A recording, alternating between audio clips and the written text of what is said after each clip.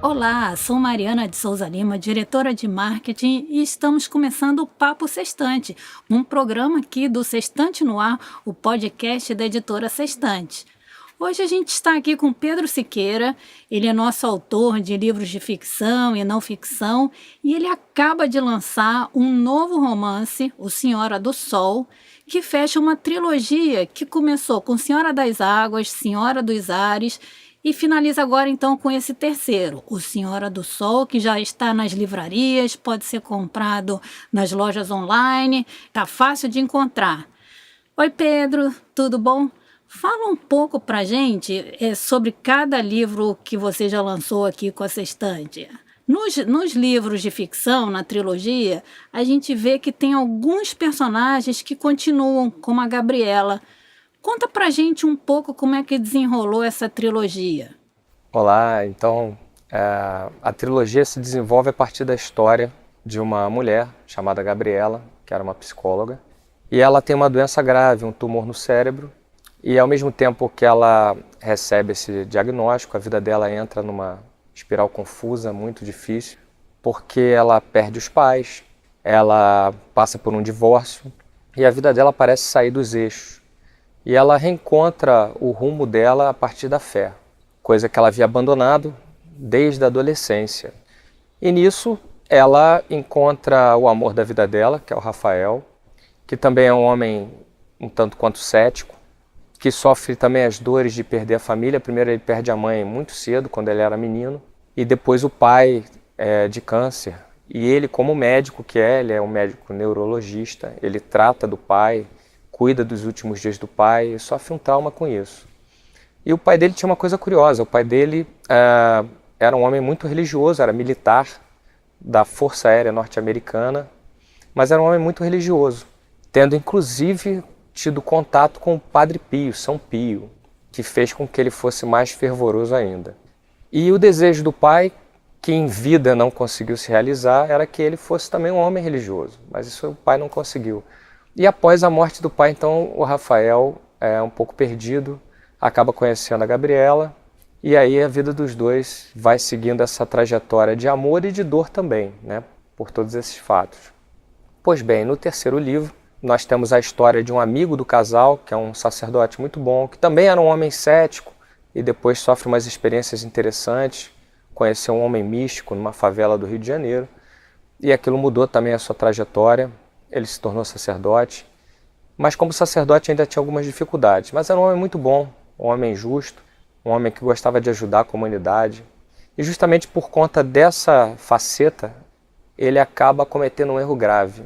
Ele acaba se envolvendo num evento onde ele acaba por atrapalhar a polícia, uma ação da polícia na comunidade onde ele era sacerdote. Ele estava em alta com o cardeal, ele estava em alta com a igreja, com o povo, e a vida dele tem uma quebra.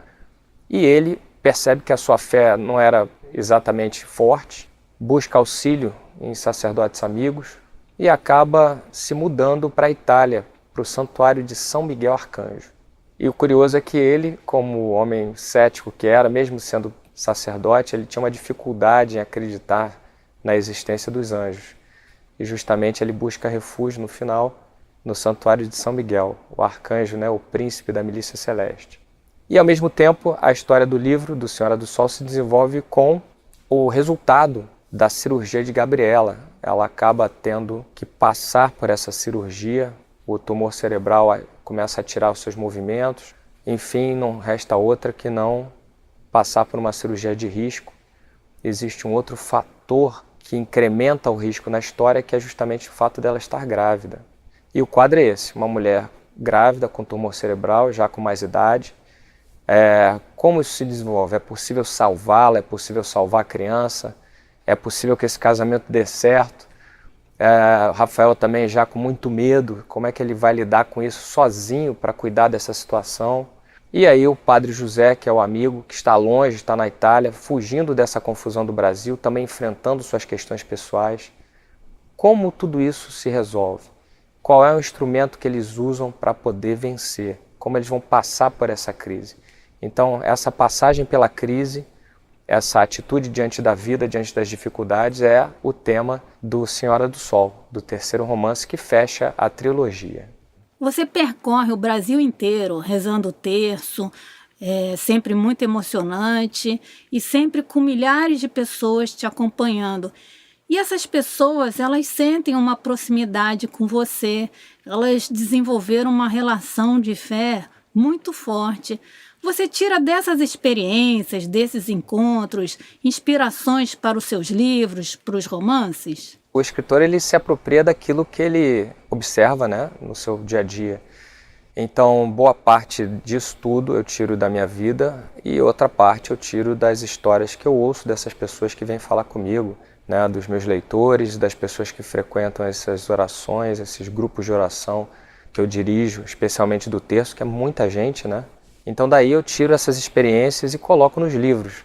Eu acho que é uma boa oportunidade, todo mundo gosta de ouvir uma boa história, não é verdade? Então é uma boa oportunidade de pegar essas histórias e passar uma mensagem espiritualizada para as pessoas. Eu tenho a chance de acompanhar você em muitos terços, infelizmente não são todos, que você muitas vezes vai para o interior do interior, gostaria que fossem todos.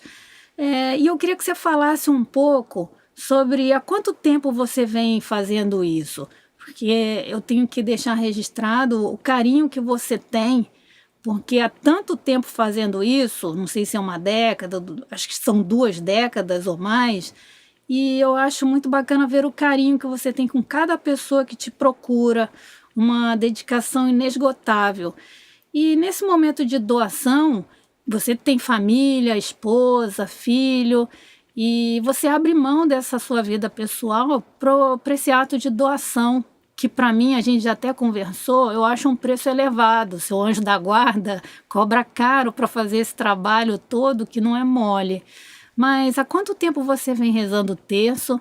Você começou jovem na Igreja Santa Mônica e como foi orientando sua vida de fé pessoal?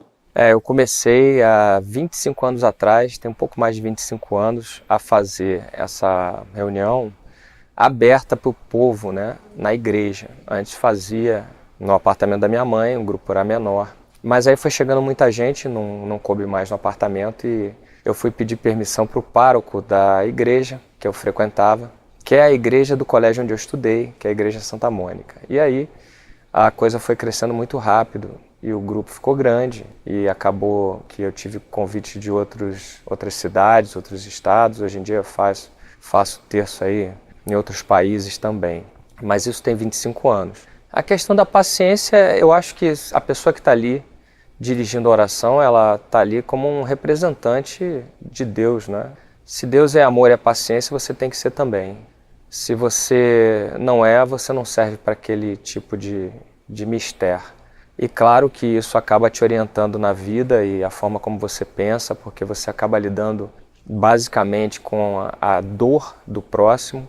Eu diria que 95% das pessoas que vão buscar Deus num grupo de oração são pessoas que estão passando por uma dificuldade grande, alguma coisa que as tira da zona de conforto, né? Que faz com que elas tenham essa dinâmica de tentar lutar, de tentar encontrar uma saída. Portanto, não é qualquer problema, não é qualquer dificuldade, é algo que está ali já naquele nível que a pessoa não aguenta mais. Então você tem que acolher essa pessoa com carinho, né? Com compreensão. Claro que é difícil, algumas pessoas querem que o mundo seja do jeito que elas querem, mas eu acho que Deus tem uma didática própria para lidar com as pessoas e acaba que essas pessoas passam a compreender do que se trata a vida, não é? Então são muitos anos já, você acaba com o passar do tempo fazendo isso com muito mais facilidade, porque você aprende também. Então cada vez que eu faço uma reunião dessa eu aprendo alguma coisa nova, passo a me observar também com olhos muito mais críticos para que eu possa evoluir. Isso é uma coisa importante, você precisa evoluir sempre, está sempre melhorando, tem sempre coisas a melhorar e isso que eu observo em mim para tentar evoluir, para poder dar o melhor de mim para esse povo. Com relação ao sacrifício da família é duro, né? Mas a minha vantagem é que eu conheci minha esposa quando eu era muito jovem num grupo de oração desses. Então nós já estamos juntos aí há mais de 20 anos, então ela é o sacrifício que é dela, é do meu filho também, esse já nasceu nessa situação, né, de ter um pai assim, digamos, mais conhecido nessa parte espiritual, E para ele, ele se adaptou bem, claro que a criança reclama às vezes de eu não estar em casa e tal, mas eu sou muito presente, procuro estar sempre presente, faço a minha vida girar em torno dele, em torno da minha esposa, então a gente consegue levar bem. E como é sua presença nas redes sociais? Eu vejo que você tem uma presença forte no digital, até para poder alimentar um pouco todas as pessoas que te seguem, te admiram e querem ter esse contato com a fé, com a sua, que passou a ser deles também. Conta pra gente como é feito esse trabalho nas redes sociais. Então, toda a divulgação, tanto do texto quanto dos livros, ela parte muito dessas redes sociais. No início eu não dava muita atenção. Eu não sou uma pessoa que goste do digital, eu não vivo, nunca vivi muito essa coisa da era digital. Então, para mim, nunca dizia muita coisa. Mas eu percebi, por insistência do povo, que era necessário a gente ter também entrada nas redes digitais, nas redes sociais. Porque é a forma com que a população hoje se comunica, né, com que a população vê o mundo. Então, eu não podia estar de fora. Nisso nós temos aí o Facebook, a página do Facebook bastante forte, crescendo sempre. O Instagram, que veio bem depois, também cresce. E o canal que mais chama a minha atenção, porque vai para o mundo inteiro, é o meu canal do YouTube. Então o canal do YouTube foi uma surpresa para mim. Comecei de forma despretensiosa, sem dar muito valor àquilo, inclusive. Mas hoje em dia conta com muita gente, onde quer que eu vá, as pessoas vêm, me abordam e falam assim, olha, gostei muito daquela oração que você fez no canal, daquela palestra que você deu no canal. Então hoje em dia o canal do YouTube assim, é o grande meio para as pessoas que não podem comparecer na reunião do terço, para elas estarem reunidas com a gente, reunidas virtualmente. Então hoje assim, a maior divulgação que eu posso fazer da minha vida espiritual, ela é feita de duas formas. Uma pelos livros, porque os livros chegam onde eu não posso ir, e chegam no mundo inteiro, é impressionante. E a segunda é o canal do YouTube, onde eu posso transmitir os textos ao vivo, posso fazer as minhas palestras, posso me reunir em oração com as pessoas, e essas pessoas às vezes não têm condições de sair de casa, são doentes, são idosas, às vezes tem questões da criança, da família, então não podem ir. Às vezes é porque é muito longe mesmo da casa onde elas moram, então assim, é o grande instrumento de evangelização e de divulgação. Frequentando alguns terços com você, eu sempre escuto pessoas também que querem dizer temas que gostariam que você escrevesse sobre. Inclusive, tem um tema que eu acho que você vai transformar em livro, que são as peregrinações que você fez e continua fazendo, que acho que está te dando uma alegria, que é o momento de você estar presente em lugares que te dizem muito, é uma chance que você tem de orientar todo mundo que está ali na viagem com você.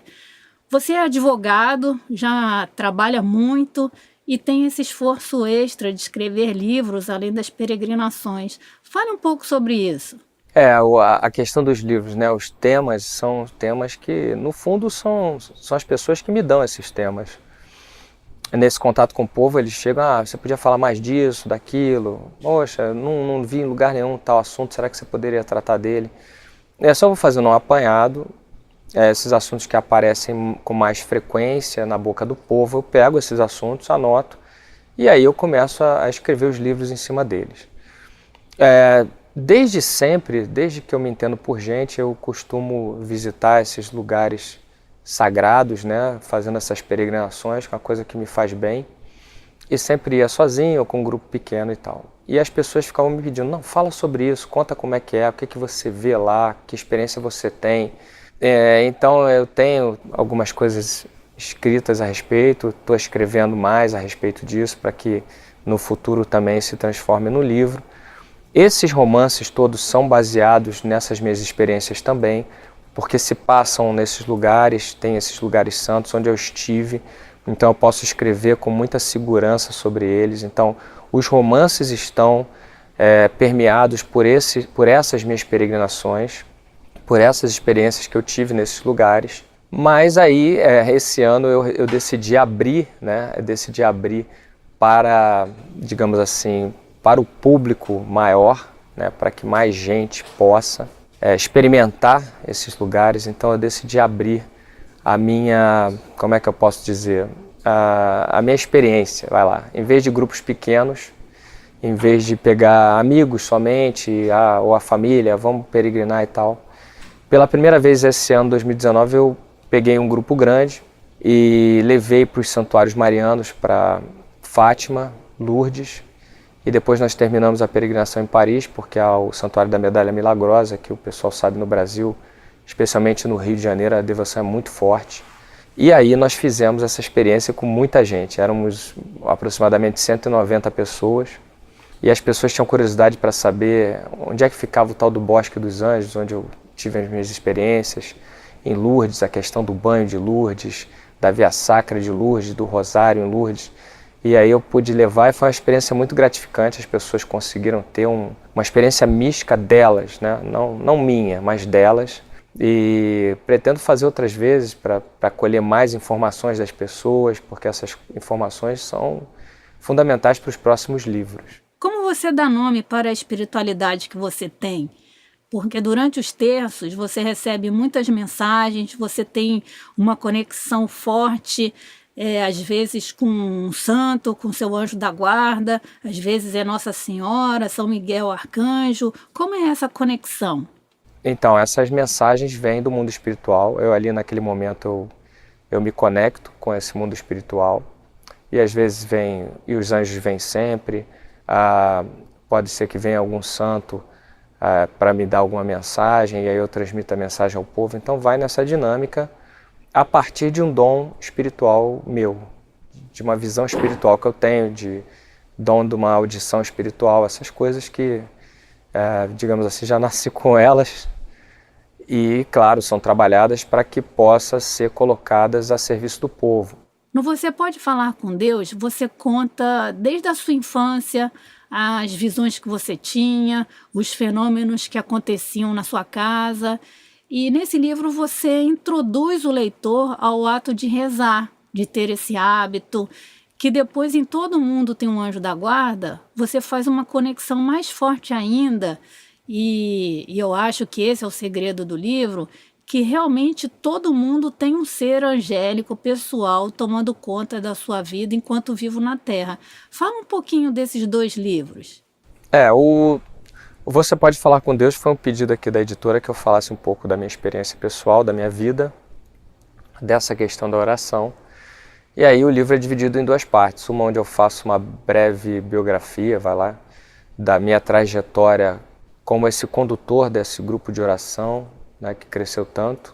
E a segunda parte eu falo da oração pessoal, falando de alguns elementos que é preciso que a pessoa considere para um bom contato com Deus, e esse contato deve ser diário. Nessa questão toda, o que chamou muita atenção do povo, e aí daí veio o outro livro, Todo Mundo Tem um Anjo da Guarda, foi a questão do anjo da guarda. Eu sempre tive o hábito de, em qualquer situação, até do dia a dia, convocar o meu anjo da guarda primeiro, para que ele venha comigo, me acompanhe. E nas orações sempre convocá-lo para que ele faça as orações comigo. Além disso, durante essas reuniões de oração, o meu anjo da guarda ele dirige boa parte dessas orações, se comunicando comigo o tempo todo. Então eu coloquei isso no livro, num trecho, era bastante despretensioso, porque eu queria falar no geral da oração como era. E aí as pessoas começaram a me pedir: Pedro, você tem que escrever sobre o anjo da guarda, nós queremos saber mais sobre o anjo da guarda. E foi uma avalanche de pedidos, e aí deu origem ao Todo Mundo Tem um Anjo da Guarda. Essa frase é uma frase, o título do livro na verdade é uma frase que eu repetia para eles, que as pessoas vinham para mim e diziam assim: eu acho que eu não tenho anjo da guarda, eu acho que muita coisa ruim acontece. Não, eu repetia sem parar: todo mundo tem um anjo da guarda. E aí virou o título do livro, porque é a primeira verdade que nós temos que ter em mente. Não interessa se você acredita ou não acredita, não interessa se você tem religião ou não tem. Quando você se forma no ventre da sua mãe, você recebe de Deus um anjo da guarda. E aí vem toda a questão dessa doutrina dos anjos e muito mais da minha experiência pessoal com os anjos, em especial com o anjo da guarda, que é o que está no livro Todo Mundo Tem um Anjo da Guarda. Claro que aí a partir daí o pessoal fica me pedindo para escrever sobre os anjos. Escreve mais sobre os anjos, fala dos anjos nos santuários, fala dos anjos nas suas viagens. Calma, então mais para frente a gente escreve também sobre os anjos em geral, nesses lugares santos e na vida das pessoas. E da mesma forma que você atua orientando pessoas em seu caminho de fé, apoiando essas pessoas nos seus momentos mais limítrofes de fraqueza, de doença, problemas de saúde. Eu fico pensando se você também não tem uma pessoa que te apoia, um orientador, quase que um guia. Você tem essa pessoa? A gente chama de diretor espiritual, né, no catolicismo. E o Frei Juan Antônio é um frade agostiniano recoleto, tem mais de 40 anos de sacerdócio, ele é um homem muito experiente e é um homem muito aberto a essas experiências místicas. E em dado momento, há muitos anos atrás, ele foi servir no Rio de Janeiro, né, ficou lotado lá no Rio de Janeiro para fazer o trabalho religioso dele e aí nos conhecemos. E desde então ele é o meu diretor espiritual, então isso tem muitos e muitos anos. Ele é uma pessoa de uma vida de santidade, de oração, que me ajuda bastante. Então é com ele também que eu troco essas ideias, é com ele que eu me confesso, é com ele que eu me consulto, e assim por diante. Bom, Pedro, obrigada pelo papo, que estava uma delícia. Só para resumir, você tem os livros Você Pode Falar com Deus, Todo Mundo Tem um Anjo da Guarda, que são os 2 livros de não ficção, e a trilogia de ficção com Senhora das Águas, Senhora dos Ares, e agora essa trilogia finalizada com Senhora do Sol. E dizer que estamos muito felizes, aproveitar esse momento aqui, que em breve teremos o audiolivro Todo Mundo Tem um Anjo da Guarda. Obrigada, acho que esse papo esclareceu muitas dúvidas de fãs, acho que elas vão gostar. Obrigada. Obrigado aí pela atenção e pelo carinho. Então é isso, gente. Termina aqui um Papo Sextante com Pedro Siqueira. Quer sugerir a participação de algum autor nacional da Sextante neste programa? Escreve pra gente no e-mail sextantenoar@sextante.com.br que iremos ler as sugestões de vocês. Eu sou Mariana de Souza Lima e te espero no próximo.